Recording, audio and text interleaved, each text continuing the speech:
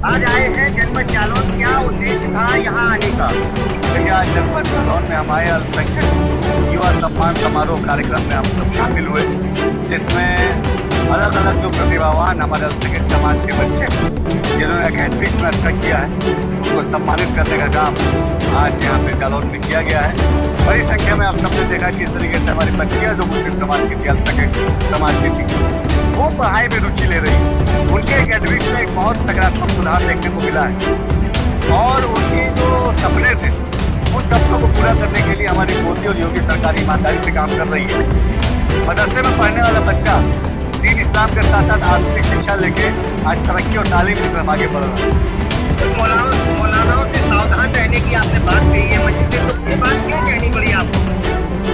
ये देखिए, आज हमारा जो कौम है, हमारी जो कौम समाज, मुस्लिम समाज की कौम, इसको बड़ी ईमानदारी से केंद्र की और प्रदेश की हमारी सरकार रोजगार से और क्वालिटी ऑफ एजुकेशन से जोड़ने के लिए काम कर रही है।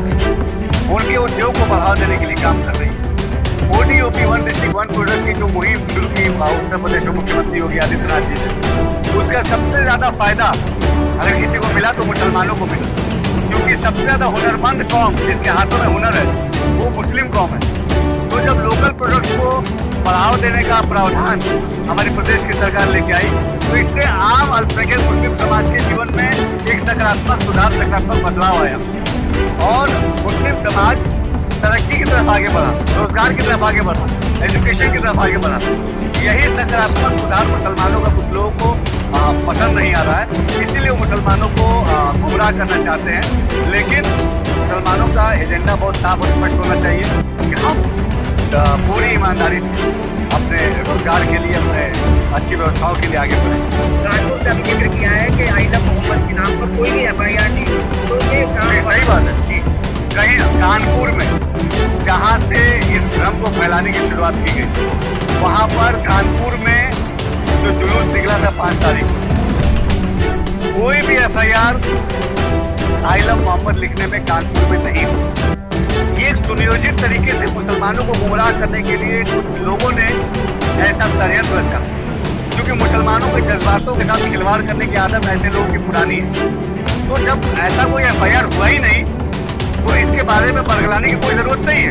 सभी लोग मोहम्मद साहब से प्यार करते हैं, लेकिन उनके नाम पे बरगलाने का काम जो भी कर रहा है वो बहुत बड़ा गुनाह कर रहा है। मैं एक मुसलमान होने के नाते बोल रहा हूँ, मैं एक मिनिस्टर होने के नाते नहीं बोल रहा हूँ कि हम सबको पहले तथ्य को जानना चाहिए। गूगल है सबके पास, मोबाइल है सबके पास, फोन है सबके पास, RTI की व्यवस्था है, RTI डालिए और पूछिए कि क्या कानपुर की घटना की जिक्र जो लोग कर रहे हैं, क्या कानपुर में सही मायने में आई लव मोहम्मद का पोस्टर लिखने में कोई FIR हुई थी? कोई भी FIR नहीं हुई है। जो भी ऐसी बातें कह रहा है वो केवल और केवल मुसलमानों को गुमराह करने की कोशिश कर रहा है। मेरठ में उसको लेकर क्या कहें? मैंने मेरा साफ तो बहुत ईमानदारी से बात कर रहा हूँ कि जब हमारे खिलाफ कोई कमी नहीं हुआ तो हम क्यों प्रदर्शन कर रहे हैं? आज आप देखिए, उत्तर प्रदेश में अगर हमारी सरकारों को कोई भी काम मुस्लिम समाज के खिलाफ करना होता तो हम मदरसों में आधुनिक शिक्षा देने की बात क्यों करते? हम प्रधानमंत्री आवास में 35% हिस्सेदारी मुसलमानों को क्यों देते? हम आयुष्मान कार्ड मुसलमानों का क्यों बनाते? अगर ये तमाम काम हमारी सरकार कर रही है तो इसका मतलब है कि हम सही दिशा में अपनी कम्युनिटी को आगे ले जाना चाहते हैं। लेकिन बड़े अफसोस की बात है, मैं किसी और को दोष नहीं दूंगा, हमारे ही कौम के लोग, हमारे ही कौम के कुछ ऐसे लोग जो कौम को अपने आप को रहनुमा बताते हैं, वो हमारे ही कौम को गुमराह करने में लगे हुए हैं।